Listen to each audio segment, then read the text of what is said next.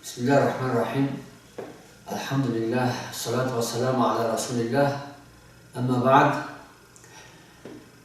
در شبکه‌های اجتماعی و اینترنتی آگاه شدم که به نام عزت امان داملاهای کشور عزیزمان را به نادانی و بیسوادی تهمت زده آنها را مرده‌شوی و دیگر بر گپ‌های پس زده است.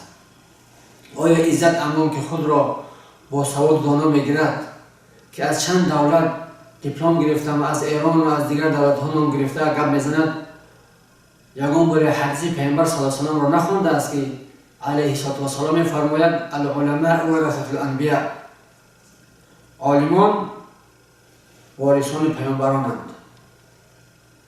بیشک این داملاهای ما میراثبران پیامبر ما محمد علیه السلام که هر روز و هر دقیقه ما جوانان تاجیکستان را از گفته های خدا و رسول، از گفته های شریعت پاک آگاه میکنند، خبردار میکنند.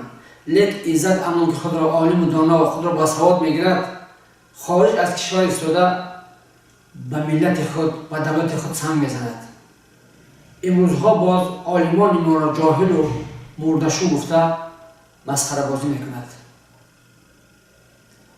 خود آواره فتنه دازی، جنجال دازی در بین تاجیکان است که من 10,000 آدم دارم و من اینها را مسلح میکنم و غیر این گپ‌هایی که مردم تاجیکستان این گپ‌ها را سال 1992 از کلانان، از رئیسان و استادان عزت امان میشنویدند. امروزها باز ما از عزت امان شنیده ایستادیم. از گپ‌های عزت امان بوی سال 92 میاد. ایرا هر یک فرد تاجیکستان میداند که عزت امان همون کسانی هستند که در بین مردم سال 1992 دعواها را میکردند. همین گپ‌های عزت امان همون گپ‌ها را به یاد میآورد. آیا نمیداند که خداوند تعالی در سوره زمر آیت 9 میفرماید هل یستوی الذین یعلمون و الذین لا یعلمون؟ آیا کسانی که علم دارند با کسانی که جاهلن برابرند؟ این شخصیت هایی که امروز با او را داملا و بشماریم، اینها همه از میراث پیامبر علیه السلام بهره‌مندند. 9 میلیون تاجیکستانی را آنها راهنمایی میکنند. در سایت‌های اینترنتی هر روز نیست که گپ‌های عزت امان و همسلکان آنها را نشنویم. آخر مجبور شدیم که پیش مردم خود نشسته فهمونیم که دیگر ما مردم تاجیکستان خواهان آن نیستیم که سال 92 رو باز بالای سر خود بیاریم. زیرا اینکه ما مسلمانیم، تاجیکستانیم، هر یکی ما پیش یکدیگر حق داریم و روز قیامت اون از این حق ما پرسیده میشه. عزت امان در بین ما مردم به وسوسه و به شیطانگری و مثل عزت امان دیگران از خارج ایستاده ما و شما را گمراه کرده میخواهند که سال 92 را باز بار دیگر انجام دهند. زیرا خواجگان خارجی آنها را مجبور کردند میکنند که مردم تاجیکستان را دوباره خونسا رو از دیگر جدا سازند. برای همین از برادران، از خواهران، از همه هموطنان خواهش میکنم که به سخنان عزت امان و به کسانی که بدی این دولت ملت را میخواهد گوش ندهند. همه وقت به دیگر دوست، برادر و در خدمت همین وطن، در خدمت همین خلق باشیم.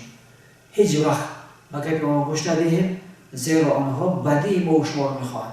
پیامبر گرامی علیه السلام میفرماید که کل المسلم علی مسلم حرام دمه و ماله و عرضه. پیامبر علیه السلام میفرماید چند چیز است که بر بالای مسلمان حرام است. این یکمش خون است که خون مسلمان حرام است، دیگرش مالش، سیومش آبروش. امروز ها میبینیم بعضی دعوای عالمی میکنن، دعوای اسلامی میکنن، دعوای حقجویی میکنن، لیک در آبروی یک برادر خود میرسند. بخصوصا عزت امان که از خارج ایستاده داملاهای کشور ما را حتی 99% بیسواد گفته در آبرویان رسیده است. در حالی که پیامبر علیه السلام در این حدیث ذکر کرده است که حرام است، جایز نیست که در آبروی یک برادر خود برسی. مقال مردمی است که میگویند عالم شدن آسان و آدم شدن مشکل. در حقیقت عزت اما علم را گرفته است، لیکن از آدمبری دور است. زیرا به هموطنان خود، برادران خود، حتی استادان خود هم بگیم خطا نمیکنیم که همه جوانان جمهوری در پیش همین داملاها، در پیش همین کارمندان دین تحصیل میگیرند، تعلیم میگیرند، آنها را بیسواد مردشو گفته تمسخر و مسخره کرده است. از اینجا فهمیده میشود که با آدم و آدمبری نرسیده است.